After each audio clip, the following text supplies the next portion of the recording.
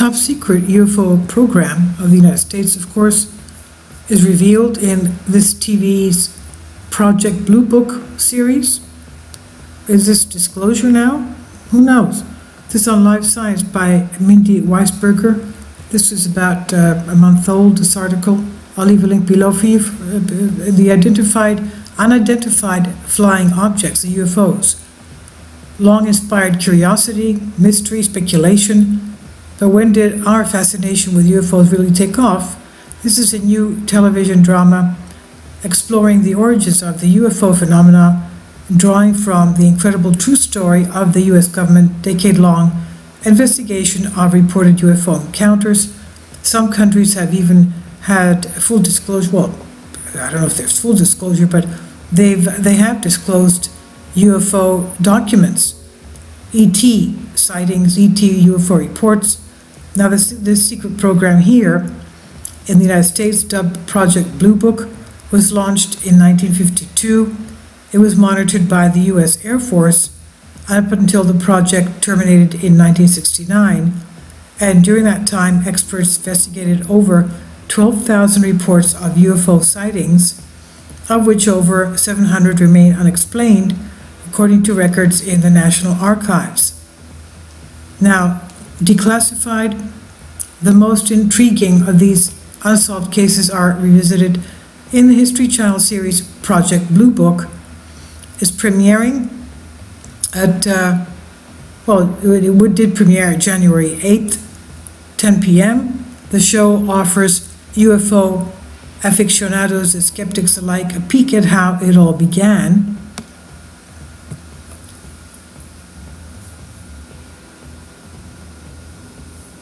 The real-life professor and astrophysicist Aidan Gillen, Littlefinger in HBO's Game of Thrones, stars as Dr. J. Allen Hynek, and he's supposed to be the astrophysicist who acted as the science advisor for the Project Blue Book, who is known as many as the father of ufology, and the show creator and executive producer David O'Leary.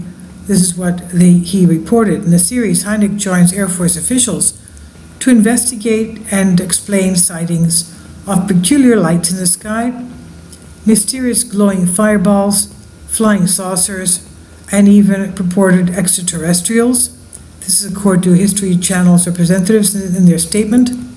The government had to respond to the fact that military pilots and commercial airline pilots, police officers, people with trained eyes, credible witnesses, were even seeing these objects in the sky, and they could not understand what they were.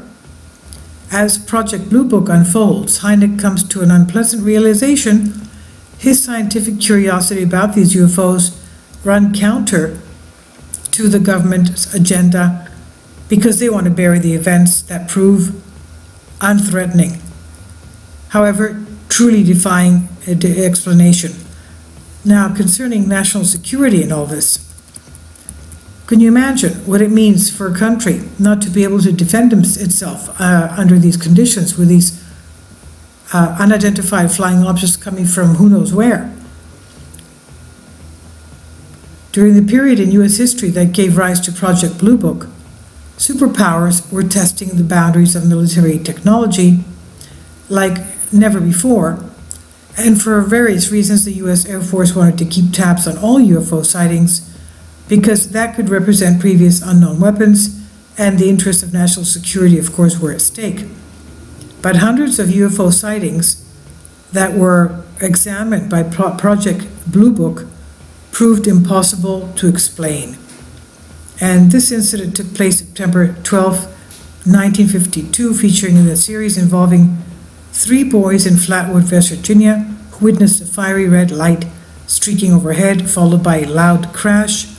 And the newspaper reported that when the boys approached the scene, they glimpsed a 10-foot monster with a bloody red body and a green face that seemed to glow.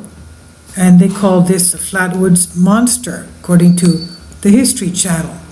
Another unexplained sighting was documented in Lubbock, Texas, August 30, 1951, when a teenager, 18 years old, photographed a V-shaped arrangement of lights in the sky, now known as the Lubbock Lights. This is according to History Channel again. and other unnerving encounters with UFOs directly observed mid-air by pilots, again credible witnesses with trained eyes, who were trained to recognize unexpected sights appearing during flight conditions. And this makes their description of UFOs harder to dismiss because it was not their delusion or their fantasy. And credible witnesses. Case reports dramatizing features and ranges of witnesses from lone civilians to individuals, military and law enforcement, groups of people reporting the exact same sightings. Quote, by the time you get to the finale, there's a mass sighting by credible witnesses that actually prompts the president to get involved. So you go, well, that's just undeniable and is historically accurate. This is according to what the TV series would be doing. Now, through the Real Project Blue Book, it ended decades ago. Interest in UFOs scarcely diminished because the U.S. government has continued to monitor and analyze UFO reports up to today.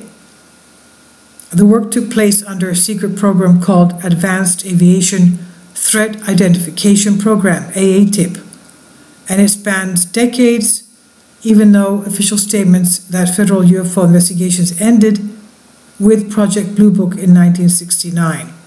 It did not end. There's still, of course, collecting reports on all these. UFOs are a mystery that's still unsolved to this point, Jablonski said. Once you open your mind up to the idea of the UFO phenomenon, then you have to ask who's flying them. And then you have to talk about alien life.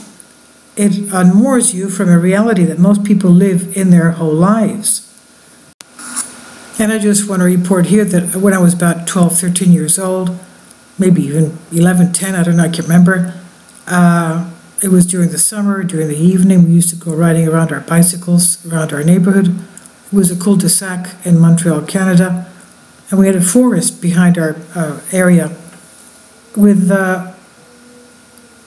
electric towers from the power grid. And we saw something just above one of those towers that was not moving for like hours on end. And it was not making noise. It was round, it was white, it was shiny. It was during sunset, but we clearly saw it because we were going around and around. It was there all the time. And it was not a helicopter. It was not a hot air balloon. It was not moving. And we just skedaddled out of there when we realized that it must have been a UFO. And to this day, I really do believe it was a UFO. I don't know what it was doing there above the tower. I don't know. Maybe it was collecting, or maybe it was observing, collecting energy. I have no idea.